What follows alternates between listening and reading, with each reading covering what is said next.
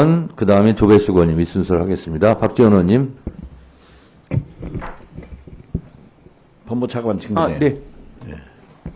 어제 국회 본회의 답변을 통해서 창원지검의 검찰 수사 보고서 보지 않았다고 그랬죠.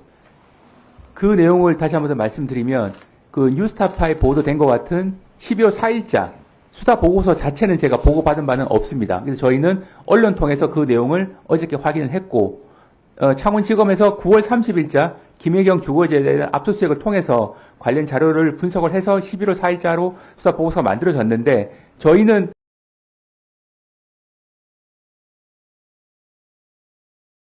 기본적으로 그 내용 자체에 대해서는 알지 못합니다. 네네.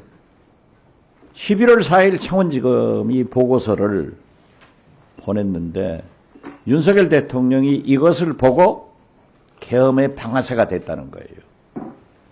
김용현한테 이게 나라냐? 우리가 처음 보고 나왔을 때 무속적이다.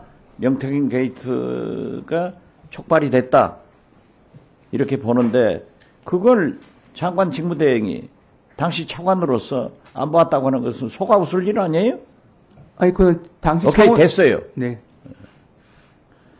지금 명태균 게이트는 방아쇠가 돼서 되고 있어요.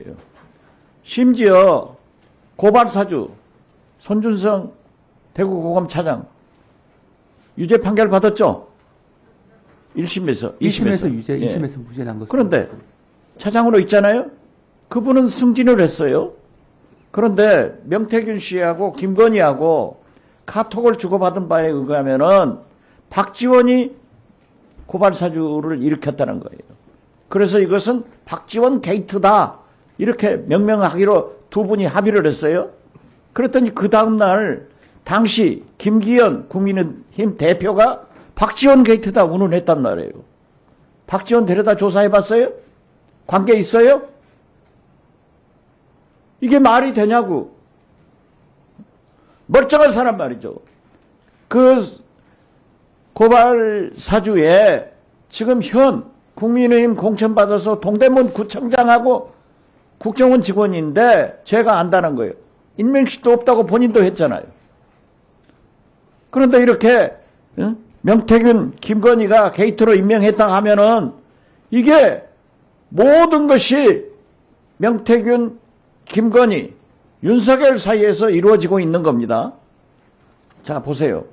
어제 국회에 백골당까지 등장했어요. 이게 나랍니까? 이게 국민의힘 국회의원들이 할 일입니까? 44명이 한남동 공관회 앞에 가서 진을 치고 윤석열 살려라? 이게 말이 됩니까? 윤석열을 만약에 공수처에서 체포한다고 하면은 수갑 채워서 끌고 가면은 국격이 떨어진다. 체포하면은 수갑 채우는 게 당연하잖아요?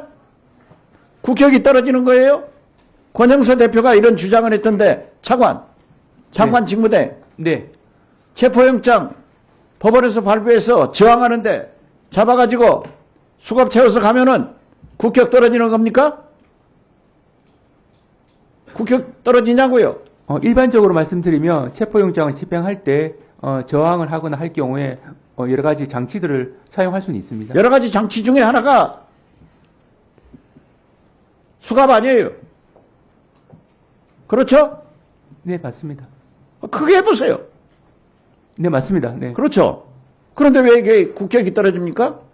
세상에 말이죠. 윤석열 측 변호인들이 당신들이 얼마나 윤석열, 김건희 때문에 우리나라 국격이 떨어졌는데 외신들한테 인터뷰를 해가지고 어쩌고 저쩌고 했더라고요. 그리고 보십시오. 저희들이 법사위에서 우리 민주당 야당 의원들이 줄기차게 특검을 주장했어요. 왜? 내란 수사권이 있느냐 없느냐, 공수처가 어쩌느냐, 검찰이 어쩌느냐. 특검 반드시 해야 되잖아요.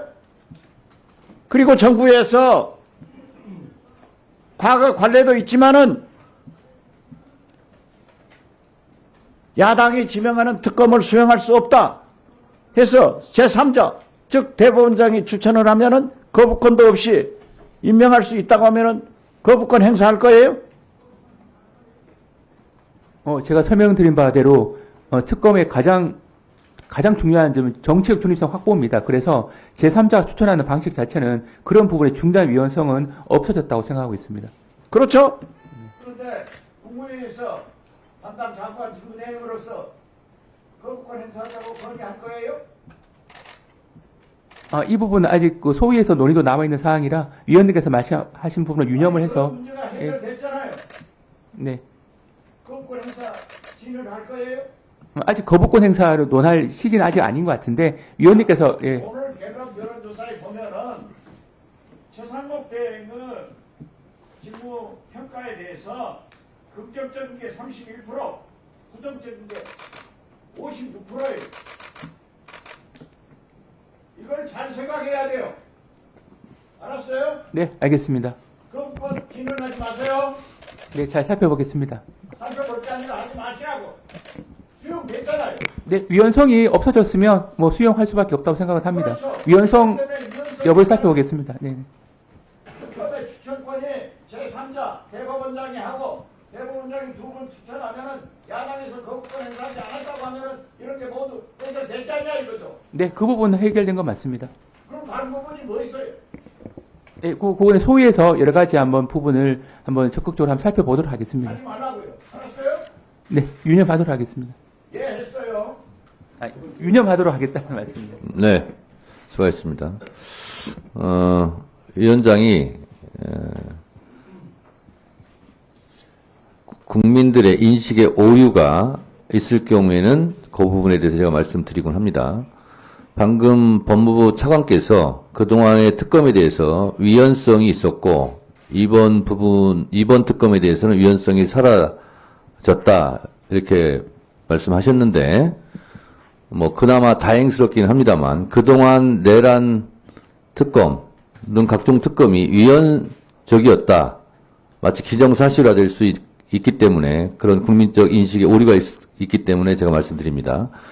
그동안의 특검에 대해서 저는 위헌적이다라는 부분에 동의하지 않고 위헌적이다라는 부분은 사실이 아니다라고 저는 생각을 합니다만 어쨌든 이번에 야6당이 결단을 통해서 대법원장 추천 부분으로 수정한 것에 대해서 긍정적으로 검토하겠다는 취지는 진일보한 측면이 있다.